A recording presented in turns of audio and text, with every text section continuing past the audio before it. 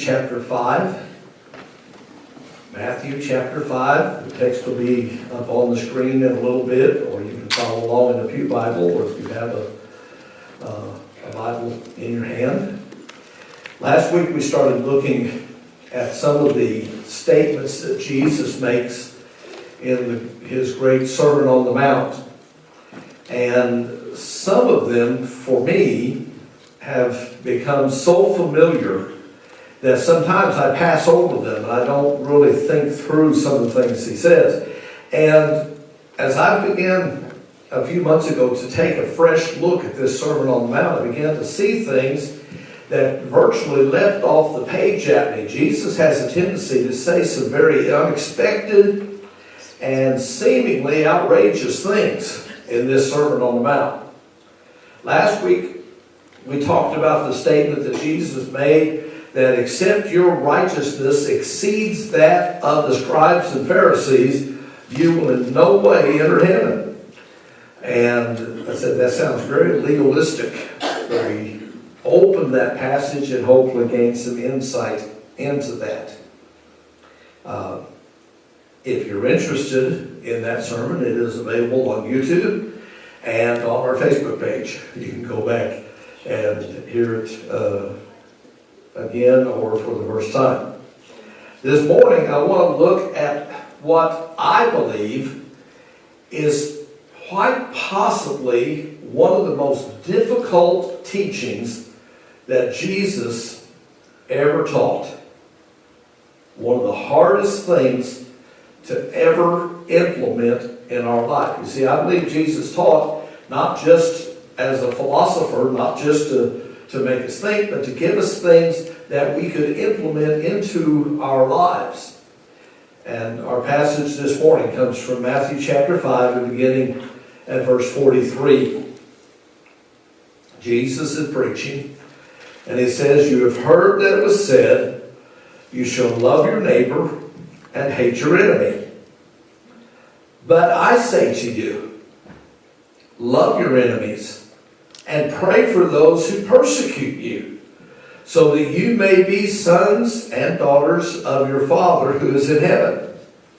For he makes the sun rise on the evil and on the good, and sends rain on the just and on the unjust. For if you love those who love you, what reward do you have? Do not even tax collectors do the same? And if you greet only your brothers and sisters, what more are you than others? Do not even the Gentiles do the same? Love your enemies." One of the best books that I've read in the last couple of years was written by Mossab Hussein Youssef. Lisa has the picture, I believe. There he is. It's called Son of Hamas. This is my copy. It's an older version than the one that you see there. Son of Hamas. Youssef grew up as a Muslim. From the very earliest age, when he first could learn to walk and talk, he was taught the Quran. He was taught the ways of the Muslim faith. He memorized his teachings. He said the daily prayers and followed the way of Islam as faithfully as he could. And in that respect, he was like most of the other young men growing up in Palestine or in the Palestinian territories on the West Bank. There was one important exception when it came to Hassan Youssef's life. His father. His father was the founder of Hamas, one of the most militant terrorist organizations in the Middle East. Now, imagine growing up in that household. Your father is the founder of Hamas. In his book, Son of Hamas, Yosef tells how he met a man who gave him one of the little Gideon New Testaments. We've all seen those. It's about 3 inches tall and 2 inches wide. Usually it's green or orange in color. That's so it doesn't look like a Bible to people overseas that would confiscate and punish people who carry a Bible, and so that it will fit in your back pocket easily. It look like a wallet if you're carrying it around. But it's a very small Bible that he was given, and even though he had been taught so often that the New Testament was heresy, New Testament was absolute lies according to the way he had been raised and he had been taught. There's some of the Old Testament. He said, that's okay. The first 5 books of the Old Testament have some relevance to the Islamic faith. The Islamic faith looks back to Abraham, just like the Jewish faith and the Christian faith looks back to Abraham. And so for the Muslims, that's got some relevance, but the New Testament, absolutely not. Don't even want to hear about it, don't want to talk about it. But Yosef was young enough and brash enough that he said, I'm going to read it anyhow. One time that I'm thankful for teenage rebellion. He said, I'm going to read it for myself to see what it really says, because I've been told all these things about it, and I am so intrigued. He decided to read it, and naturally, a New Testament starts with Matthew. And so just a few pages into that New Testament, he began to read the Sermon on the Mount. Now, if we look at the whole of the Sermon on the Mount, chapters 5, 6, and 7, we hear Jesus several times say, you have heard it said, and then cite an Old Testament law, and then qualify it again, though, by saying, but I say unto you. Now we recognize that the Christian faith teaches that Jesus came to fulfill, not to do away with the Old Testament law, but to fulfill it in ways that were heart-centered and not so much legalistic-centered in obedience to the law. And so as he began to read that, he began to read things that he was very familiar with from the Old Testament law. You have heard it said. But then he hears Jesus say, but I say unto you. And then he came to this passage. He encountered in this Sermon on the Mount his first unfiltered exposure to the teachings of Jesus. And he writes in his book that he was absolutely blown away by it. He couldn't get away from the revolutionary nature of Jesus' teaching. And he said the one thing that stood out and stayed with him as if it were engraved into his heart were 3 little words. Love your enemies. I couldn't get away from those 3 words. I was thunderstruck, he said. 3 words so captured his heart, he simply couldn't get away with them. All the religion that he had been taught, all the other world religions that he had studied, all of them say what the Old Testament that Jesus quoted. Love your friends, love your neighbor, but hate your enemies. And now Jesus comes along and says it's good, it's right. Love your friends, love your neighbors, love your family, but love your enemies as well. And it was this message that changed his heart, and he has now become a Christian and one of the most vital spokespersons for the Christian faith in all of the Middle East. Praise God. The Jesus said, love your enemies. What's that mean? What's that all about? One of the definitions found in Webster's dictionary of enemy is a military adversary or a hostile force. A lot of times when we think about enemies, we think about the military conflicts that we've been in throughout the years. We think of the enemies of freedom and conflict abroad. But there's a second definition, a sub-definition underneath that, according to Webster, and it says that an enemy is one who is antagonistic to another. Anybody ever get antagonized? One seeking to injure or do harm or confound another. I couldn't help but reflect on my mom and dad, because I remember my dad saying so many times, "Confound it, Dom."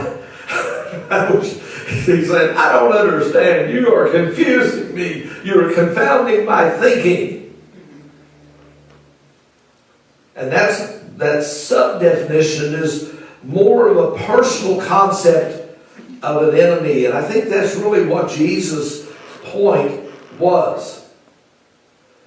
So who is the enemy that Jesus was talking about? It's those who are against me.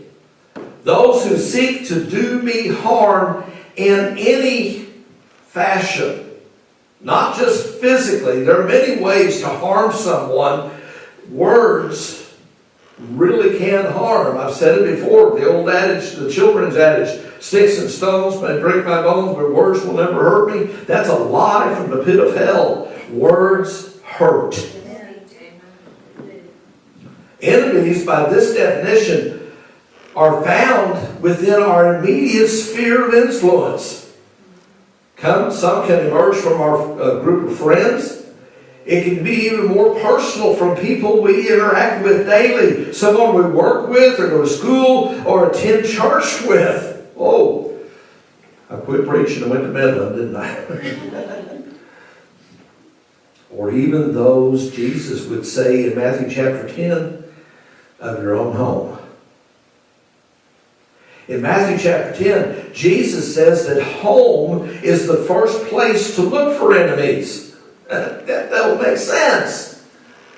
But in that chapter, Jesus talks about 3 relationships that can go sour. He talks about a father and son. He talks about a mother and a daughter. And he talks about the one that we've heard so much about, a mother-in-law and a daughter-in-law.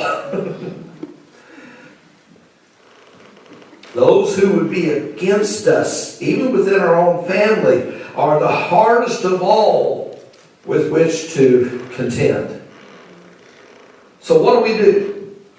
How do we take this teaching of Jesus as more than just a philosophical statement, but how do we, if we have an honest-to-goodness enemy, someone who is against us, someone who doesn't like us, and as I thought about this, if it's someone not only hurts us, but hurts our loved ones as well. I've often said, people can go after me if they want to, but you better not go after my wife. Better not go after my children. Whole different can of worms. If we have someone who has hurt someone we love, or someone that has hurt us, I'm quite certain loving them is not the first thing that comes to mind. It's not the top of our list of things to do. And there are a lot of other things that we would like to do to our enemies rather than love them, like getting even, or making them suffer in the way that they've made us suffer. We started this year by taking a look at the first 6 chapters of Daniel in the Old Testament. And we're going to go back to Daniel starting on Easter Sunday. So I want to put a plug in there. Be sure to be here Easter Sunday and see how I'm going to preach Easter resurrection from the Old Testament book of Daniel. I'm kind of looking forward to hearing that myself. But in the we learned in looking at the story in the Old Testament of how God's people were being held captive in Babylon. We learned about King Nebuchadnezzar raiding and taking captives from Judah. And those captives included Daniel and Shadrach, Meshach, and Abednego. What we don't pay too much attention to, until we go back to Daniel again, is that 8 years later, after he had taken Daniel, Shadrach, Meshach, and Abednego, Nebuchadnezzar came back to Jerusalem and took more captives. Again, he didn't take everybody. He took only those that he thought were the choice, the upper echelon, the most beautiful women, the most handsome men, and the smartest ones he could find. And he left everybody else behind. What he didn't realize is that he had left behind a prophet of God. Jeremiah, if you look into the scripture, Jeremiah was in Jerusalem, Judah, as a prophet of God during the time that Daniel was in Babylon.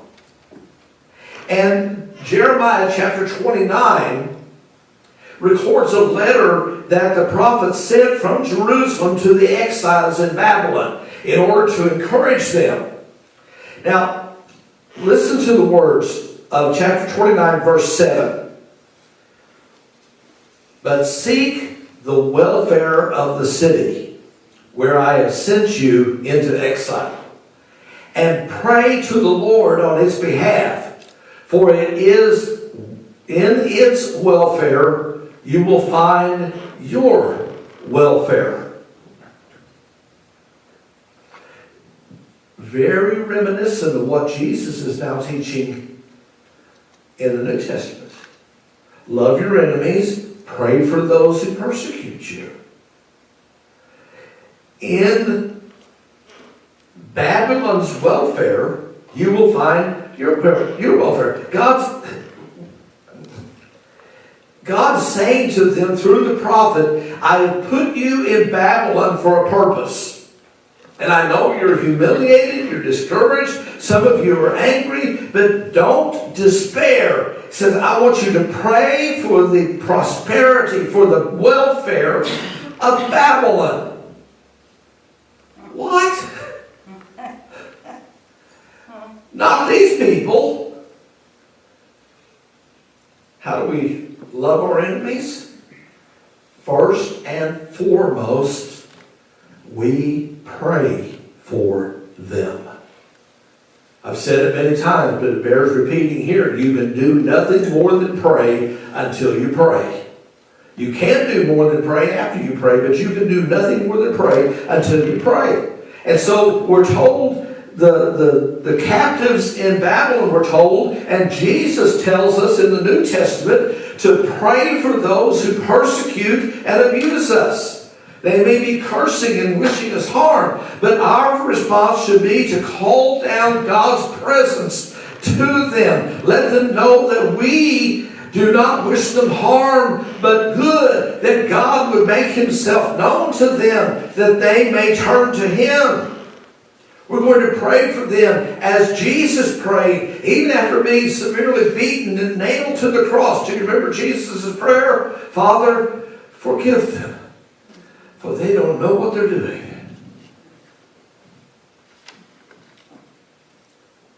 We are children of our Father, and therefore should imitate his love. And he doesn't discriminate. He gives the blessing, the scripture Jesus says, of sunshine and rain, not only to the just, but also the unjust, the evil and the good. God is all-inclusive when it comes to his love, and his followers, as his followers, our attitude should reflect his attitude. But he goes farther. Not only pray for them, but do good. Earlier in the sermon, Jesus talked about going the extra mile. He talked about to refrain from retaliation. And if we're sued, not just to give our tunic, but to give our coat. And he goes a step farther, saying we must love these people, to love even our enemies. We are to behave as God behaves, to treat others as He treats them, blessing our enemies. When faced with someone who has mistreated us, we ask God to do for them what we want God to do for us. Seek the blessing for them that you want God to do for you. It can help to think this way. The greater the hurt, the greater the potential blessing. God says to the captives in Babylon, I know you don't like this. I know it hurts. But you're going to have to deal with it. You're going to be captive for a while. Don't treat your enemy as they treat you. Seek to bless them and be a blessing. What's he saying? He's reminding them, the prophet Jeremiah is reminding them the reason that God called them as a people. We go back to Genesis when He called Abraham to establish the Abrahamic covenant and to establish the Jewish nation. He said, I am calling you for one purpose only. I am going to bless you in order that you may be a blessing. I'm not going to bless you so you can stockpile your goods. I'm not going to bless you so you can flaunt your wealth. I'm not going to bless you so you can become the greatest military or political power and rule the world. I'm going to bless you so that you will in turn be a blessing to the rest of the world.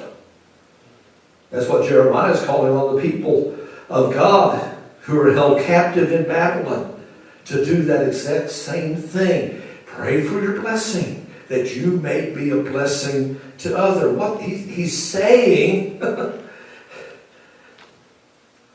they need prayer. And you need to pray.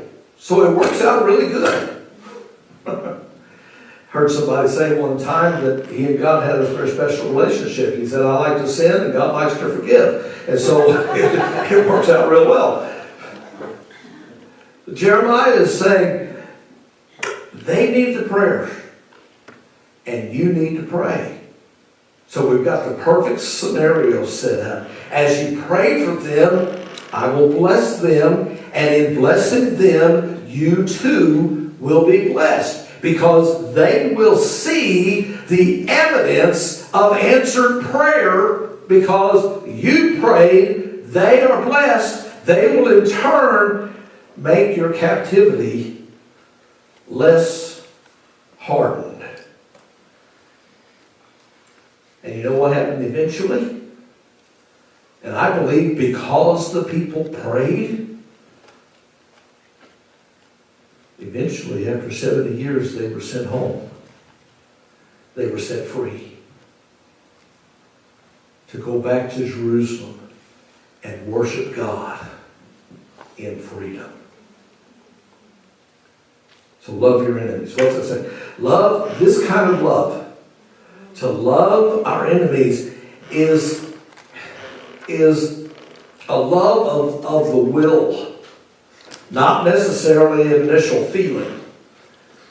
You know, to truly understand this concept of loving enemies is to realize the love for our enemies is not the natural affection or the feelings of love or emotional love.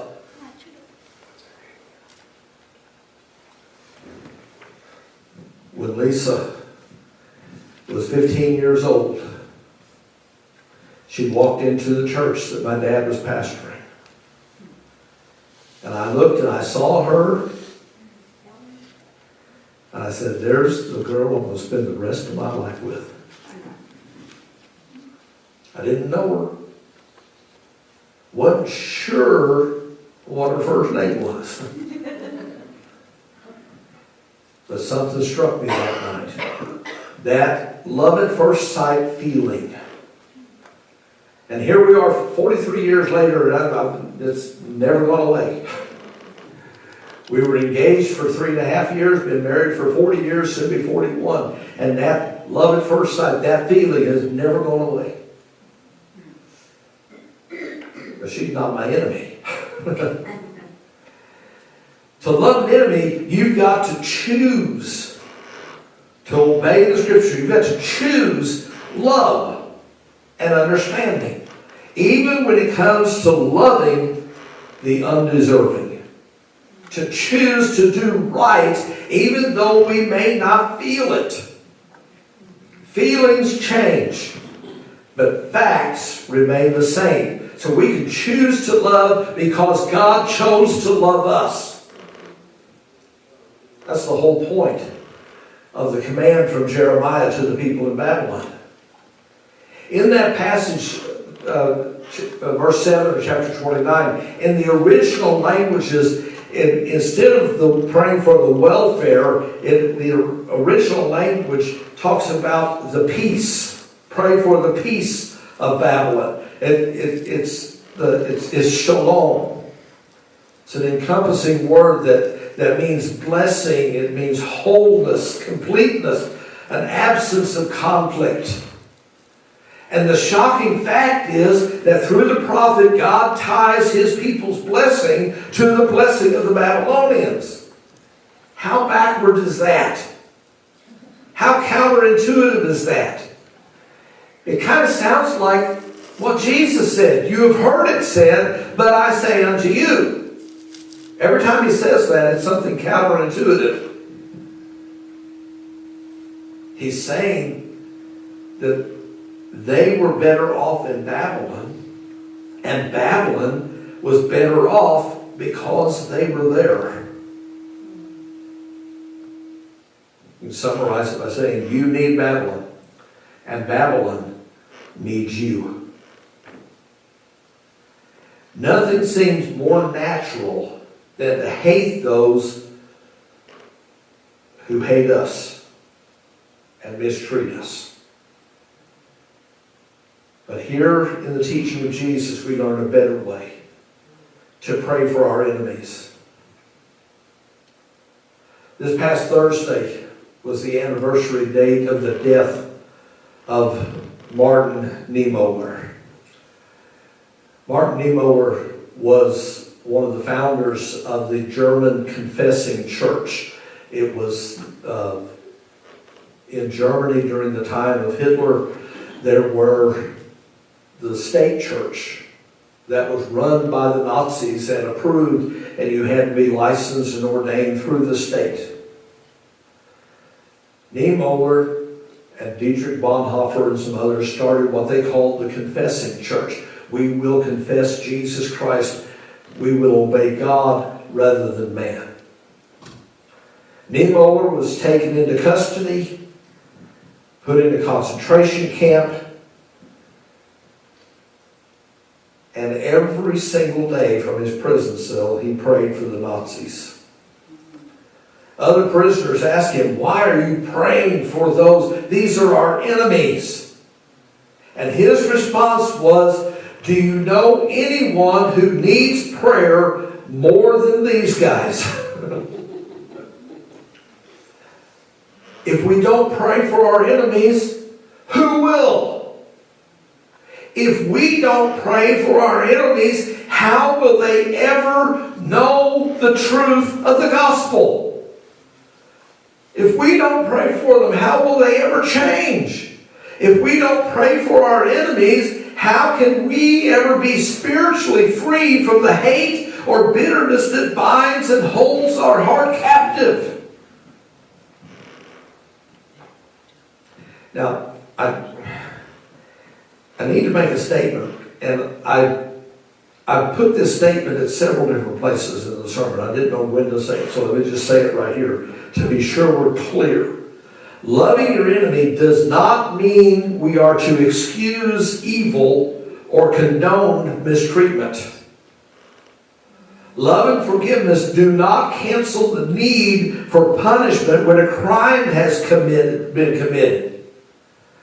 But loving our enemies is to say and have the heart of Joseph when his brothers sold him into slavery. And Joseph would later tell them, "You meant evil against me, but God meant it for good." Our enemies humble us. They keep us on our knees, and they reveal our weakness, and they expose our desperate need for God. Jesus has promised He would be with us, never leave or forsake us, even when we come face to face, head to head with an enemy.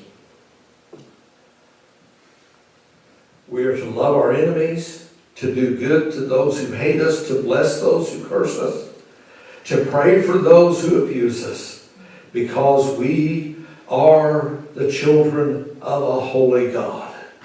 Amen. And because that's how God treated us. The Apostle Paul in the book of Romans made the point that through Adam's sin and individually through our own sin, we became enemies of God. Yet Romans tells us that while we were still sinners, while we were alienated, while we were enemies of God, we were reconciled to God by the death of His Son. Because we were enemies and God made a way. Because He loved and Jesus prayed for you and me who were His enemy. God loved humanity even though humanity was in rebellion against Him due to sin. He loved us, and as His children, as sons and daughters of our Heavenly Father, we should do as He does still and love our enemies. Some of Jesus' last words to His disciples, He said, "I want you to go and teach everything that I've taught." And one of those things is to love our enemies.